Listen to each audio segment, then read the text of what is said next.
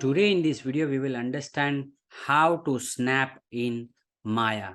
So snapping is something which is very helpful to be more productive. Whenever you do animation, sometimes you may do modeling, anything you do into Maya, snapping can help you. So how can you snap? There are different ways of snapping the objects. Maybe you can snap the controls, whatever it is. If you see here on the viewport, you have one ball and a tube. So if I take this ball away into the space, so imagine that it is a scene and the ball or any object is far away from the grid and there is something here. You want to bring this ball here. So how can you bring it? Either you can move like this in all the directions. This is too much time consuming, right? This is too much time consuming. Or else what you can do is you can click here in the center of the square and directly bring here. But in this way, you don't actually know where the ball is. You feel that it is here, but when you actually move the viewport, you see that it's far away, right? So both of the ways, you can't actually bring the object directly to the grid. So if there is anything on the grid and you want to bring the object on the grid, the shortcut is X. You can press X and then you can move from the cursor directly on the grid. You see, this is getting snapped on the grids.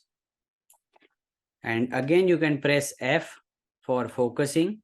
So directly the camera will come nearby. You can see it is now snapped on these boxes, the edges, the vertex of the boxes. If I again press X, you can see you can directly move on to these things and snap like this. This is snapping on the grid. If anything is there on the grid, you can snap on the grids. Another thing is snapping on the object. Now suppose this is an object, right? This is an object which is placed here. And now the ball is somewhere else. Now again, if you do this manually, it takes a lot of time. Even if you do this from the square, you cannot bring it exactly at the same place, right? So what you can do is, in this case, you can press V. V is the shortcut for snapping on the object. So when you press V, right, you see all the vertices of the object, you can snap on the vertices of the object.